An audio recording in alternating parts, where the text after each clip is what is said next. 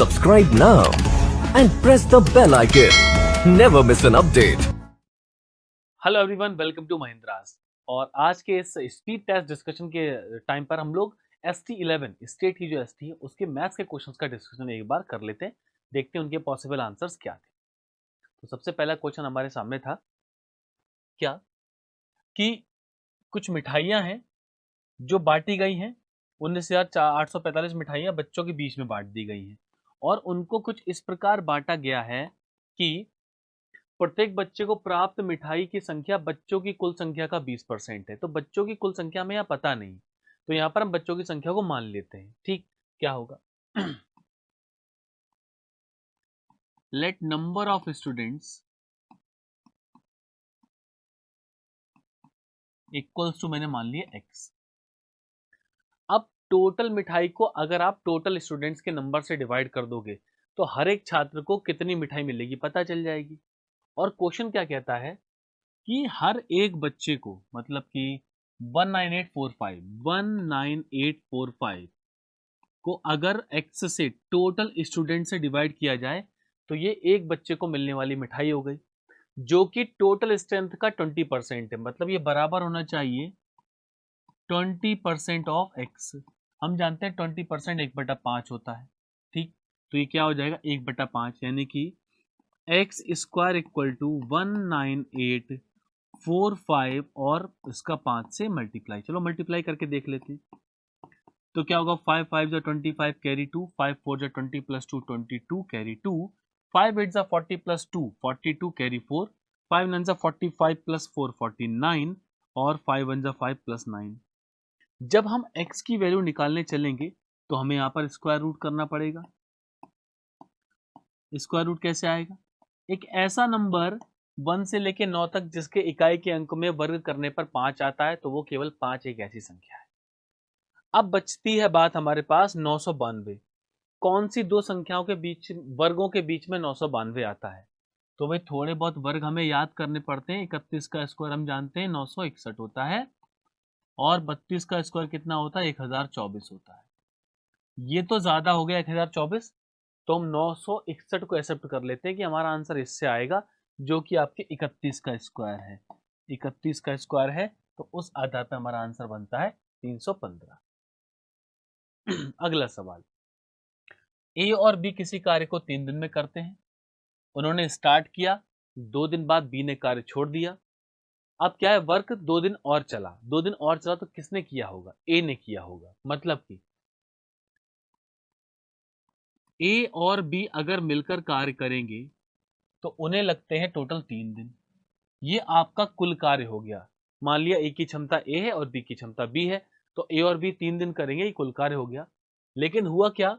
हुआ कुछ ऐसा कि ए और बी ने किया 2 दिन, क्योंकि 2 दिन बाद बी ने छोड़ दिया, तो बराबर कार्य होगा ए और बी के 2 दिन का कार्य प्लस 2 दिन और कार्य चला तो वो तो ए ही करेगा क्योंकि बी तो जा चुका है।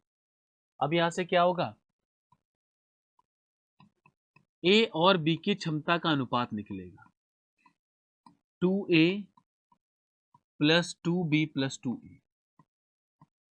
तो 2a 4a हो गया, इधर आके माइनस हो जाएगा तो माइनस का a बराबर माइनस का b। तो आपको यहां से a और b का अनुपात मिलेगा। वो अनुपात क्या होगा? a और b की क्षमता का अनुपात। और उस अनुपात को अगर मैं यहां पर या फिर यहां पर लगा दूं तो हमें क्या कुल कार्य मिल जाएगा, क्योंकि हमने कार्य की समीकरण बनाई है। वर्क कितना होगा? a और b के मान पर 1 लगाकर 3 से गुणा, यानी कि 6। इस कार्य को किससे करवाना है? b कितना करेगा भाई? टाइम b को कितना लगेगा? अब तो लिखने की जरूरत भी नहीं है। 6 कार्य को b की क्षमता से डिवाइड कर दें तो भाई हमें जाकर पता चलेगा कि 6 दिन यहां पर इसके लगेंगे। ऑप्शन नंबर सी हमारा करेक्ट आंसर बन जाएगा।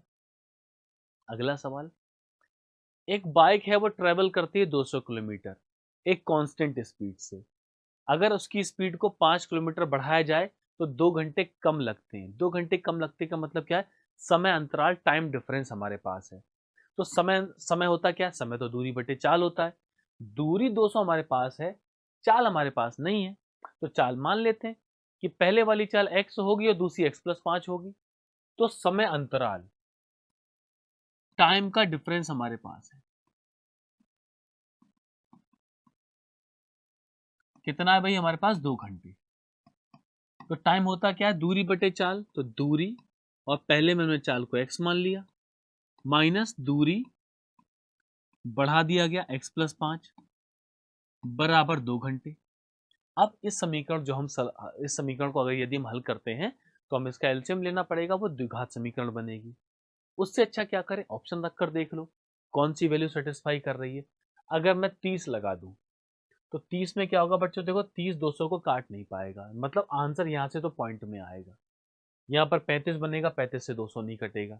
आगे बढ़े, 25 जरा लगाकर देखो, 25 अट्ठे 200 होता है, लेकिन 25 से काटेगा तो पॉइंट में आंसर आएगा, क्योंकि यहाँ पर 30 बन जाएगा, नहीं काम बना। आगे बढ़ो, x 20 लगाकर देखो, 20 काटेगा 10 बार, 25 अट्ठे 200, 10 में से 8 गया 2, हो गया हमारा ऑप्शन, यानी कि ऑप्शन नंबर सी हमारा आंसर होगा। और पूछा क्या है हमसे, what is the speed of bike, तो बाइक की स्पीड कितनी हो जाएगी, 20 किलोमीटर प्रति घंटा हो जाएगी। ओरिजिनल स्पीड निकाल लेंगे यहाँ पर हम लोग, तो x equal to 20 kilometre per hour हमारा आंसर यहां से बन जाएगा। अगला, a man travelled 3/5 of a distance AB at a speed 3a and the remaining at a speed 2b. If he goes from B to A and return at a speed 5c in the same time, then तो relation कौन सा बन रहा है, वही कुछ हमें बताना है। क्वेश्चन की लैंग्वेज के कहने का मतलब क्या है कि जैसे A से लेके B तक एक पॉइंट है, ठीक, A से लेके B तक के कुछ पॉइंट्स हमारे पास हैं।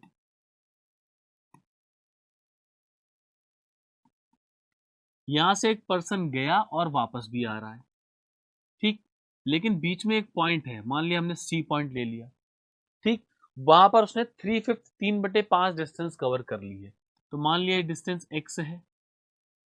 तो टाइम अगर हम निकालें ए से लेके सी तक कितना लगा होगा, टाइम होगा भाई यहां से यहां तक 3x/5 डिस्टेंस है, तो समय क्या होता है, दूरी 3x/5 और बटे चाल, तो चाल कितनी है, जब वो जाता है 3/5 के लिए तो 3a स्पीड से जाता है, तो यहाँ पर 3a लिख देते हैं, 3 से 3 कट गया, तो a से लेके c तक का टाइम हमारे पास आ जाएगा x/5, इक्वेशन नंबर 1।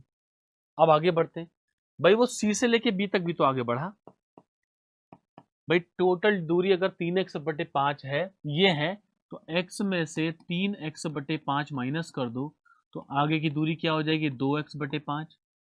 तो टाइम क्या होगा, दूरी बटे चाल, चाल कितनी है भाई, चाल है 2b, तो इस बार 2 से 2 कट गया, तो मतलब कि टाइम हम निकालेंगे c से लेके b तक को हो जाएगा आपका x/5b,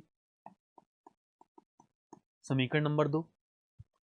अब a से लेके b तक गया और वापस आया टोटल समान समय में, और उसने दूरी कितनी 5c की दूरी से, तो भाई a से लेके b तक जाएगा वापस आएगा, तो टोटल दूरी तो x हो गई, तो भाई 2x हो गई, तो टोटल टाइम कितना होगा उसका, टोटल टाइम क्या हो जाएगा भाई, 2x दूरी है और वो कवर किससे करता है, 5c की स्पीड से, 5c, समीकरण नंबर 3। अब क्या होगा, दोनों समय को जोड़ दो, तो भाई क्या हुआ, x/5a प्लस x/5b बराबर 2x/5c, ये बन गया। इसको देख के लग रहा होगा ऑप्शन कौन सा आने वाला है, शायद बी आएगा या फिर ए आएगा, ए आ नहीं सकता क्योंकि ऊपर 2 नहीं है, तो 2 हमें कहां पर मिल रहा है, वो हमारे पास लास्ट वाले में मिल रहा है, x कट जाएगा, तो 1/5a plus 1/5b equals to 1/5c, और 5 को भी काट दें, इक्वल टू 2 क्योंकि ये तो 2 बनेगा, 2 थोड़ा ना कट जाएगा, या तो 2 रहेगा, 2, तो बनेगा क्या, 1/a plus 1/b equals to 2/c, और इस आधार पे हमारा क्या होगा, option number D answer correct बनेगा। अगला सवाल, प्रकाश, सुनील, अंशु 3 व्यक्ति हैं। चलो लिख लें इनको जरा। वो किसी व्यापार में भाग करते हैं। P for Prakash, S for Sunil, A for Anshu. अब क्या हुआ, इन्होंने 11, 16.5 और 8.25 लाख रुपए लिए। 11, 16.5 और 8.25 इतने रुपए लिए। और 3 साल बाद उन्हें क्या हुआ, कुल 19.5 लाख का लाभ हुआ। तो अंशु के भाग का 50% क्या होगा, ये बताना है। अब एक चीज समझो भाई, वैसे लाभ क्या होता है, लाभ होता है निवेश गुणा समय। मतलब आपको तीनों जगह समय से 3 से गुणा करनी पड़ेगी, क्योंकि 3 साल बाद की बात कर रहे हैं। और वो कट जाएगा, तो कट जाएगा तो लिखने की जरूरत नहीं है, समय बचाओ, चीजों को दिमाग में हल करने का प्रयास करो। तो क्या करें भाई, इस पूरी समीकरण को 11 से भाग कर दें। 11 एकम 11, 11 एकम 11, 11 पंजे 55 और 11 सत्ते 77, 11 पंजे 85। चाहे तो ऐसे हल कर लें, या ये दशमलव हटाने के लिए पूरी समीकरण को 100 से गुणा कर दें। मैंने क्या किया, सबको 100 से गुणा कर दिया। तो 100, यहाँ तो दशमलव 150 और ये कितना हो जाएगा 75। जरा भाग तो करिए, 25 चौक 100, 25 छिंग 150, 25 तिया 75। तो ये हो गया कुल लाभ, यानी कि 13। सबको जोड़ दो, और वो 13 नहीं है, वो कितना है, 19.5 लाख है। तो 1 यूनिट का मानम 13 एकम 13, 13 पंजे 65, 1.5 लाख है। क्या पूछा हमसे, what is the 50% of the Anshu share. Anshu के शेयर का 50% क्या होगा, अंशु का शेयर है 3।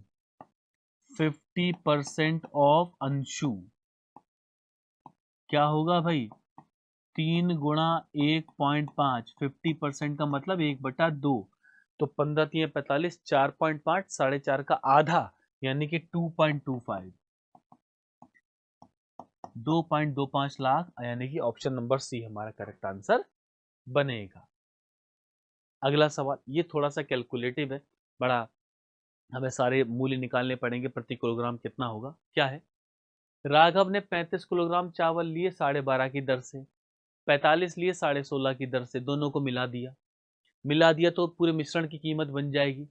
अब क्या लिखा है, अब वो उसे किस मूल्य पर बेचे कि उसे 20% का लाभ हो।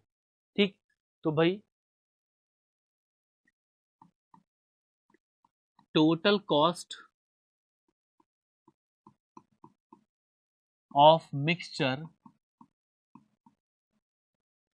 पर किलोग्राम, कि पर किलोग्राम मिक्सचर की टोटल कॉस्ट कितनी होगी, कैसे निकालेंगे।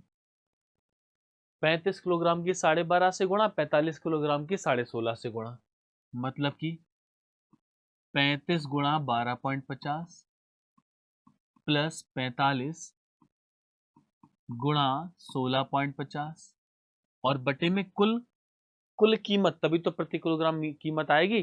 कुल भार कितना है, 35 इधर है 45 इधर है, सीधे सीधे 80 लिख दो। अब क्या करें, अब भैया जरा इसको हल किया जाए। हल कैसे होगा, बिना प्रति किलोग्राम कीमत के काम नहीं बनेगा। ये दशमलव दोनों हटा दिए जाएं तो बटे में 100 आ जाएगा। तो क्या होगा, 25 चौक 100 होगा, 25 पंजे 125 और 25 छिंग 150, 25 छिंग 150 हो गया। अब फिर 5 से और भाग कर दो, 16 पंजे 80, 5 धाम 50, 5 निम 45। तो ये क्या हो जाएगा, ये कुछ ऐसा हो जाएगा, 10 की 35 से गुणा, यानी कि 350 प्लस 9 छिंग 54 का 4, हासिल लगा 5, 9 छिंग 54 और 5 59, 594 बटे 16 गुणा 4। पूरी समीकरण को 2 से भाग कर दें क्या, 2 दूनी 4, तो क्या बनेगा, 17 पंजे 35, 2 पंजे 10 और क्या होगा, 2 दूनी 4, 2 निम 18, 2 सत्ते 14। दोनों को जरा जोड़ तो लिया जाए, जोड़ तो ले कितना बन जाएगा आपका, 7 5 12 का 2, हासिल लगा 1, 9 1 10 17 का 7, हासिल 1, 2 1 3 और 1 472 बटे 16 दूनी 32, 16 गुणा 2, 4 से काट दो, 4 चौक 16, 11 चौक 44, 3 बचा, 4 अट्ठे 32, तो 4 दूनी 8। भाई 2 से काट देंगे तो कितना हो जाएगा हमारे पास, 2 पंजे 10, 2 निम 18 और 4 से भाग करेंगे तो 4 एकम 4 और बचेगा 1, 4 चौक 16, 4 सत्ते 28 प्रति किलोग्राम। ये हमारे मिश्रण की कीमत आ गई 14.75 प्रति किलोग्राम। अब क्या है, इस मिश्रण को आपको 20% लाभ पर बेचना है, तो आपका विक्रय मूल्य क्या होगा, भाई ये तो हमारा 100% मान है, 20% लाभ पर बेचोगे तो 120% बन जाएगा। तो हम जानते हैं कि 120% जो होता है वो क्या होता है, वो 6/5 होता है। जरा काट तो दो, 5 दूनी 10, 4 बचा, 5 पंजे 25, 2 बचा, 5 पंजे 25। तो क्या आएगा, 6 पंजे 30 का 0 वहां से लगा 3। 1 मिनट, 5 दूनी 10, 4 बचेगा, ऐसे नहीं आएगा, अब आएगा। जरा 5 से काटिए तो, 5 दूनी 10, 4 बचेगा, 5 नेम 45, 46 47, 5 पंजे 25, 6 पंजे 30 का 0 वहां से लगा 3, 6 नेम 54, 3 57 का 7, 57 है क्या? देखो 7 एक के साथ ही आ रहा है, तो हमारा ऑप्शन नंबर ए हो जाएगा। चाहे तो हम कैलकुलेट कर लें, भाई क्या था, 57 का 7 और 6 दूनी 12, 5 17, 17.70 रुपये हो जाएगा। अगले सवाल पर आते हैं, सरलीकरण का बहुत आसान सवाल, 64 है। भाई सब लोग जानते हैं 64 जो है 4 की घात 3 होता है, और उसकी की भी घात क्या है, 2/3 है। तो ये घात कट जाएगी, कट जाएगी तो केवल 4 का स्क्वायर बचेगा। ठीक, अगर लिखा हो a की पावर -2 तो इसको हम 1/a² बोलते हैं। तो ये 2 की पावर -2 लिखा है तो 1/2² बोलेंगे, और 1/2² 4 होता है। किसी भी संख्या की पावर 0 लोगे तो आएगा क्या, 1, मतलब इसका मान तो 1 है। तो क्या होगा, बटे में 1 आएगा, भाग करेंगे 1 आएगा, लिखने की जरूरत भी नहीं है, ऐसे ही छोड़ दो उसको। ठीक, तो क्या होगा, एक पावर कट जाएगी, यानी कि उत्तर कितना आ जाएगा हमारे पास, 4 आ जाएगा, ऑप्शन नंबर डी। आगे बढ़ते हैं, क्या लिखा है, some bricks are to be placed in a area of 20 centimetre cube. 20 centimetre cube में हमें कुछ एरिया रखना है, 20 मीटर क्यूब में। अब कुछ ईंटों के डायमेंशन है 25, 12.5, 8। तो कितनी ईंटें लगेंगी ये बताना है। अरे क्या होगा, पूरे एरिया को एक ईंट के एरिया से भाग, पूरे एरिया को एक ईंट से भाग के डायमेंशन से आप भाग कर दो, आपको पता चल जाएगा कितनी ईंटें लगेंगी। तो required number of BRICS, number of BRICS यानी कि ईंटों की संख्या, वो क्या होगी भाई, पहली बात मीटर क्यूब है ऐसा, तो इस मीटर क्यूब को जरा सेंटीमीटर में बदलो। 1 सेंटीमीटर में 100 सेंटीमीटर होते हैं, क्यूब है तो 3 बार लिखना पड़ेगा, स्क्वायर होता तो 2 बार। ईंटों की डायमेंशन क्या है, 25, 12.5, 8, यानी कि 25, 12.5 और ये 8। ये पॉइंट हटाओ, ऊपर 0 बढ़ाओ, 25 पंजे 125, 25 चौका 140 हो गया, 8 पंजे 40 कट गया। अब क्या हुआ, 25 चौक 100, 4 दूनी 8, यानी कितना आ जाएगा, 1 2 3, 3 0, 8000 ईंटें लगानी पड़ेंगी भाई, यानी कि ऑप्शन नंबर डी हमारा उत्तर हो जाएगा। अब average age of 30 boys in a class is 15 year. 30 लड़के हैं जिनकी औसत आयु हमारे पास है। एक लड़का 20 साल का चला गया, तो क्या हुआ, और उसकी जगह 2 लड़के आ गए, जिसकी वजह से क्या हुआ, एवरेज जो है 15 बन गया। तो अब क्या ले रखा है, if the average age of all boys, अच्छा ठीक है, whose age differs by 5 years. भाई ये जो 2 लोग आ रहे हैं उनकी आयु में 5 वर्ष का अंतर है, मतलब एक x होगा तो दूसरा x+5 हो जाएगा। अब एक बात समझो, 30 लड़के हैं, 15 उनका औसत है, तो कुल कितना हो जाएगा, 15 की 30 से गुणा, यानी कि 450, 450। और ये बात आपके दिमाग में चलनी चाहिए, हर बात को लिखोगे तो बहुत लंबा सोल्यूशन हो जाएगा। मुश्किल क्वेश्चंस भी आते हैं, वो तो लिखने ही पड़ेंगे, लेकिन हम कोशिश करें क्वेश्चन की छोटी छोटी चीजों को, प्रश्न को, छोटे छोटे पार्ट्स को दिमाग में हल करने का। तो ये तो हम कर ही सकते हैं कि 30 व्यक्तियों की आयु को 15 से गुणा कर दो तो कुल औसत, कुल योग आ गया 450, और उसके साथ ही साथ उसमें 20 साल का बच्चा एक चला गया। भाई 450 में 20 साल वाला चला जाएगा, 30 बचेगा। ठीक, तो हम क्या लिखेंगे, 430 बचेगा।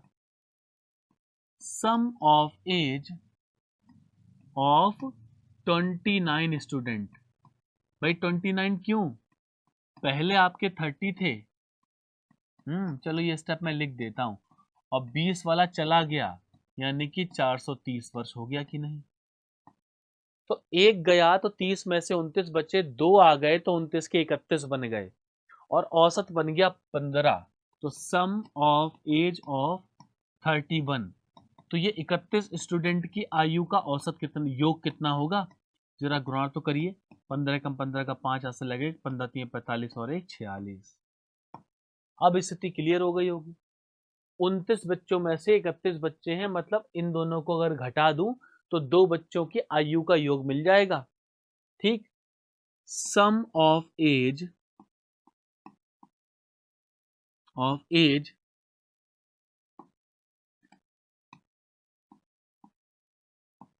Of 2 new students.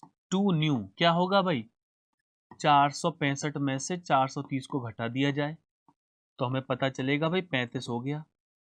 क्वेश्चन ने बोला था कि एक दूसरे में 5 का अंतर है, मतलब कि पहला वाला अगर x का होगा तो दूसरा वाला क्या होगा, दूसरा वाला x प्लस 5 का होगा, मतलब कि x प्लस 5 बराबर कितना होगा 35। तो 2x बराबर हो जाएगा आपका 30। तो x बराबर x का मान आ जाएगा 15। किसकी आयु पूछी है, फाइंड द यंगर वन, छोटे वाले की पूछी है, तो 15 आंसर ही आएगा। बड़ा वाला तो 20 वर्ष का हो जाएगा। ये हमारा उत्तर हो गया। अगला सवाल, length of a rectangle is 3/5 of the side of a square. अच्छा, एक आयत की लंबाई है वो वर्ग की भुजा का 3/5 है। वर्ग की भुजा को हम a मान लें, जैसे हमेशा मानते चलते हैं। अब radius of circle is equal to the side of square, जो वृत्त की त्रिज्या है वो वर्ग की भुजा के बराबर है। एक और नई बात आ गई। और सरकमफेरेंस ऑफ द सर्किल, वृत्त की परिधि 132 है। तो एरिया बताना है रेक्टेंगल का अगर उसकी लंबाई आपके पास, चौड़ाई आपके पास है। अब देखो, इसका एरिया तो हम तब बता पाएंगे जब हम लंबाई निकाल पाए। लंबाई कैसे आएगी, जब वर्ग की भुजा निकाल पाए। और वर्ग की भुजा कैसे आएगी, जब हम उसकी त्रिज्या निकाल पाए। किसकी, वृत्त की। ठीक, आ जाओ भाई। तो वृत्त की परिधि 2πr होती है, सब लोग जानते हैं। तो 2πr बराबर 132। पाई का मान 22/7 लगा दो, अगर नहीं दे रखा है तो 132। तो 22 दूनी 44, 44 तिया 132। आर बराबर आ गया 21 सेंटीमीटर। त्रिज्या आ गई। अब देखो, अब क्या लिखा था, radius of circle is equal to the side of square. जैसे ही आपके पास त्रिज्या आई, वर्ग की भुजा भी मिल गई। ठीक, साइड ऑफ स्क्वायर,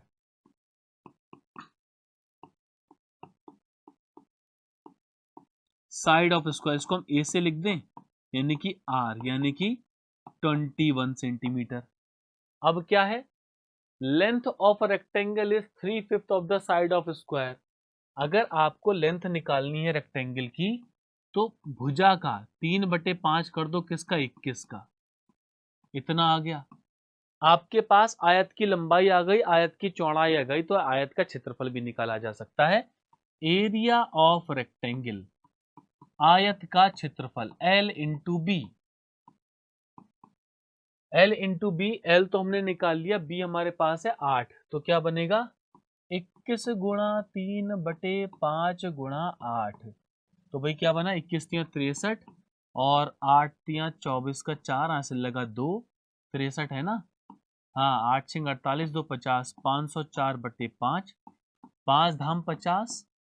ठीक, तो 100 पंजे 500, 0.8 सेंटीमीटर स्क्वायर। ये हमारा इसका उत्तर इस आधार पर आ जाएगा, 100.8 स्क्वायर सेंटीमीटर। तो ये हमारे एसटी स्टेट 11 के मैथ से क्वेश्चंस का रिव्यू था। इसी तरह अपने क्वेश्चंस को प्रैक्टिस करते रहो। All the best, thank you. Subscribe now and press the bell icon. Never miss an update.